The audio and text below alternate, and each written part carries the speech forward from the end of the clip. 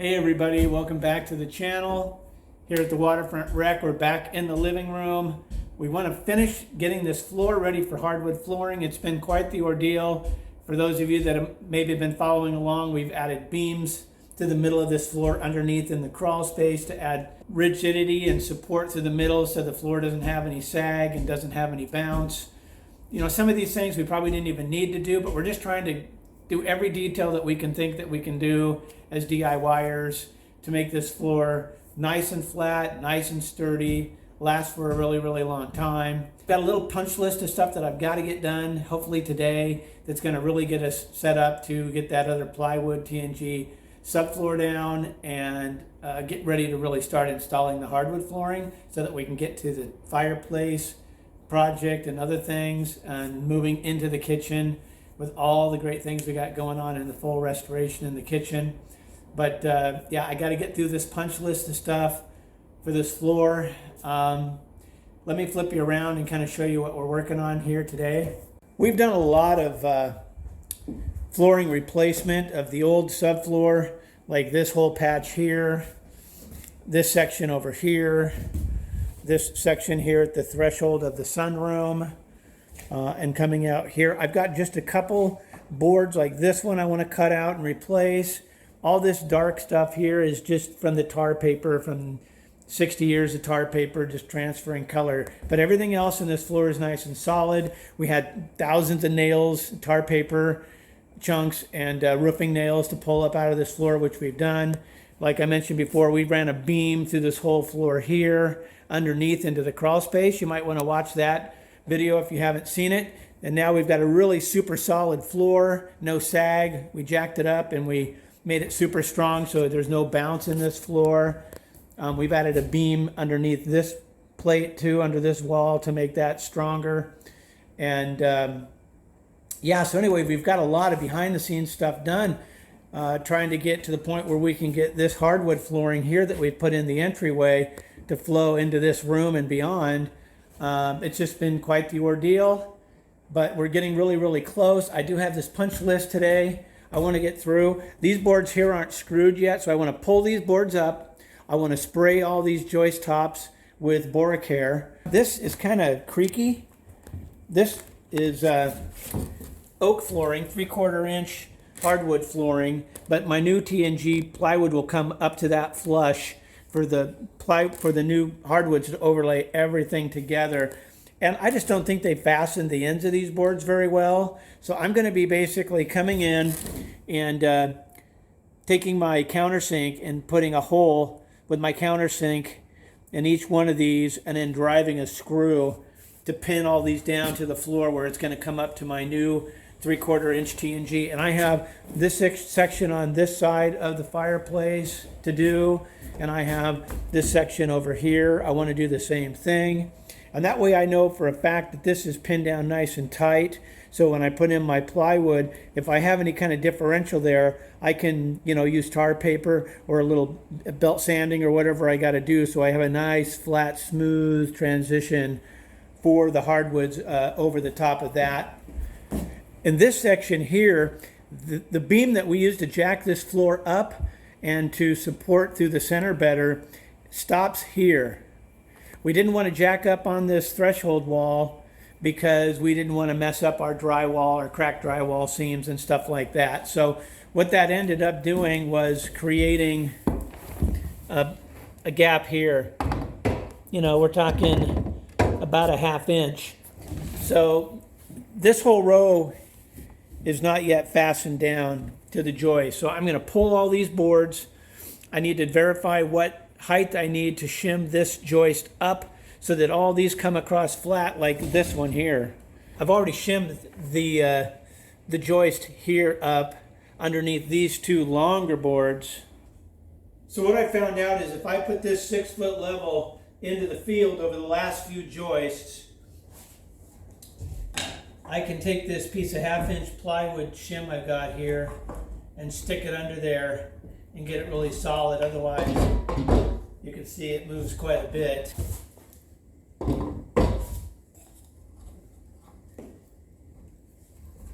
And I found that that's pretty much universally the case.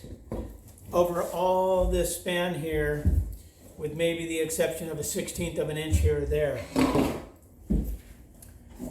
I've also found if I take one of these little 5mm plywood shims and tuck it up here, that this comes out about flush, meaning this new wood here is thinner than the old T&G from the 60s.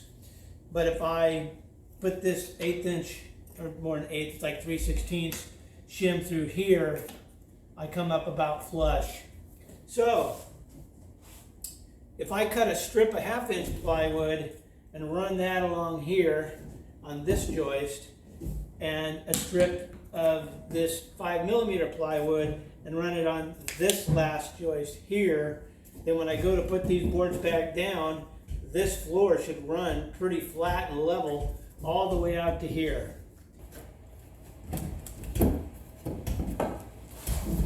Hi, sweetie. Okay. Jody's down there dumping gravel in the Working in the paper.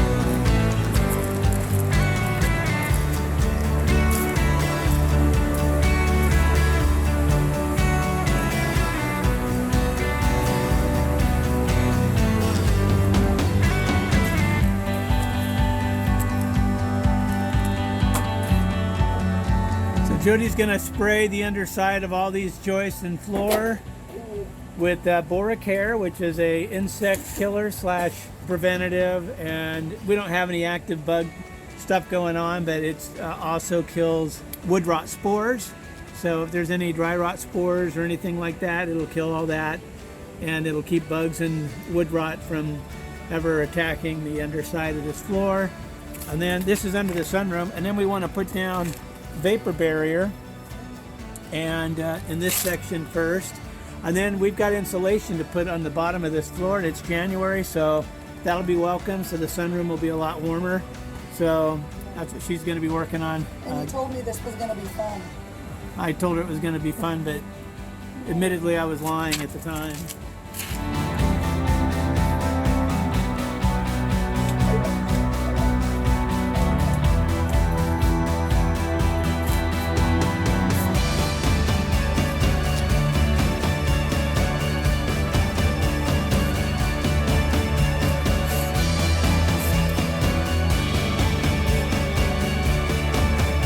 Trying to get a good wetting coat on the bottom of all the subfloor, which is there, and then all the sides of all these joists, around the rim joists and sill.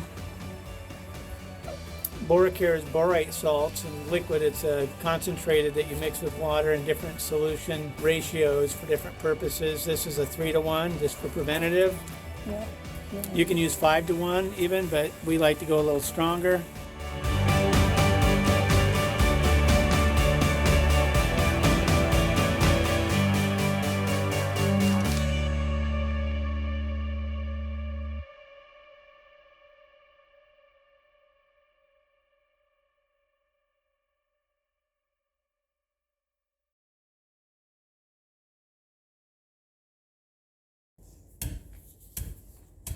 Watch your back on that water pipe strap. I want to get that better. Yeah, we will.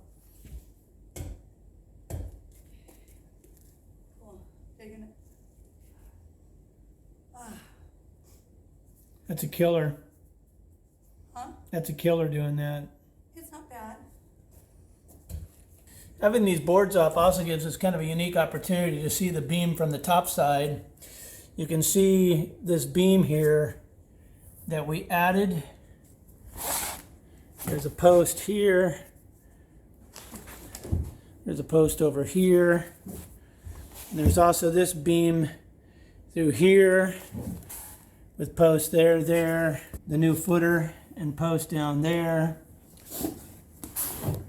And you can see this beam that we built essentially out of 3 2x6s bolted together, sitting on posts made out of the same. And footers run through this whole floor through here. So this gives you an opportunity to kind of see in relation to the upper side of the floor where that beam is. That we have videos where we are showing ourselves down in the crawl space building it. So you can see that's why the floor through here now is so solid.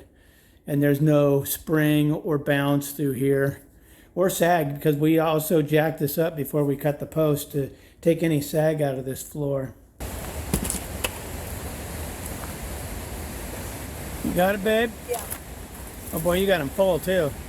Well, goes faster. You know what I'm saying? Good thing you're strong. I know, good thing. That's why you married me. It's 'cause I'm strong. I sprayed that Bora-Care. Okay. I don't think it'll be dripping on you or anything, but I'm not worried about just so it. you know. So while I'm up there working on getting this floor leveled up and doing the punch list up there, Jody decided to come down here and run some more gravel to get this crawl space area leveled out better before we put down our vapor barrier, and just to fill in all the holes and make it a little easier to maneuver down there. And It's got to be cute down here too. yeah, it's going to be really cute. That's probably where I'll be staying when I'm in trouble. You're in trouble.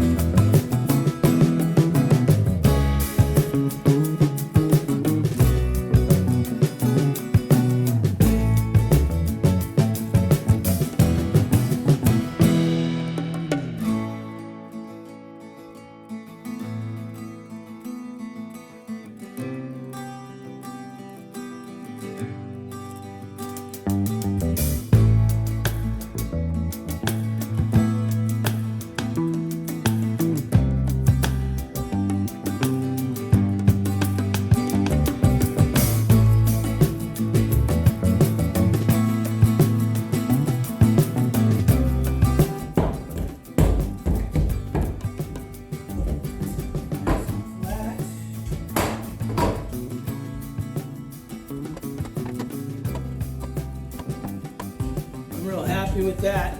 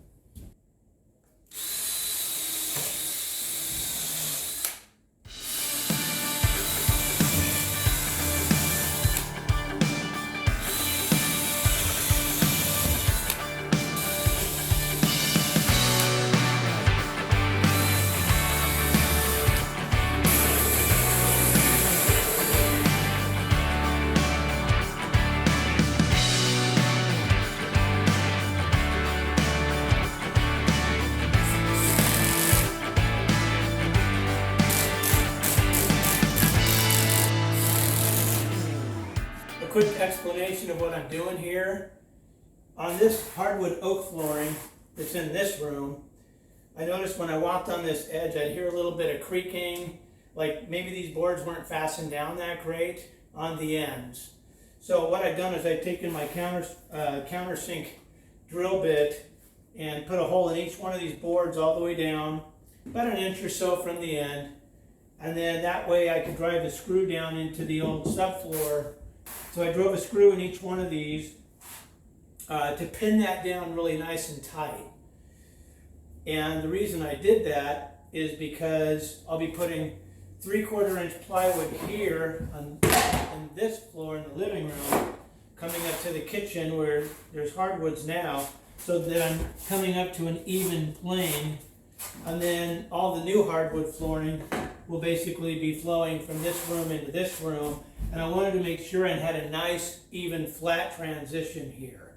By pinning this floor down, I know nothing's elevated or warped up to where it shouldn't be. And that way, when if I have to take a belt sander or a planer and plane this down a little bit to make sure I got a nice flat transition, I know that I'm not going to hit the tops of the screws with the planer or a belt sander, because I used the countersink bit and went down about, probably in some cases close to 1/4 inch deep on this 3/4 inch thick oak, to make sure that that head is sunk down nice and low. So if I do need to come in and plane and get this nice and flat across here with the new subfloor, that I won't be hitting those screws and tearing up my planer blade or something like that. So that's why I'm kind of doing things the way I'm doing it here. And then on the other side of the fireplace, I have the same thing, so that our hardwoods don't have a warp as they're coming over that transition.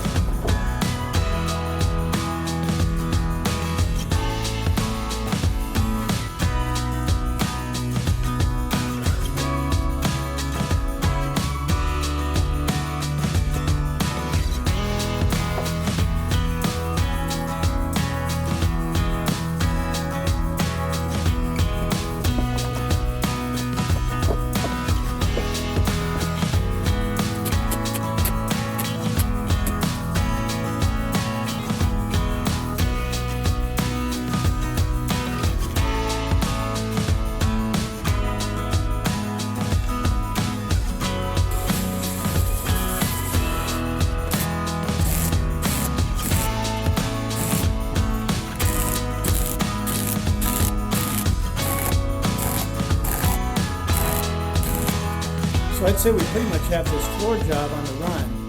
We got all this stuff all screwed down and tight, all the patching done. We're going to do a good vacuuming. We're going to treat the whole floor with Bora-Care. And then we're going to put down the vapor barrier, and then it's time for the subfloor. And as soon as I can get that screwed down, it's time to run all these new hardwoods through the living room. So close. Thanks for following along with that. I know it's a kind of a boring and tedious process, but for anybody that's dealing with some rotten subfloor, some subfloor with bounce or sag in it, and you want to get a nice flat floor for a nice permanent proper install, hopefully that's been helpful. We're going to keep rolling on it, and we'll see you guys next week. Thanks a lot.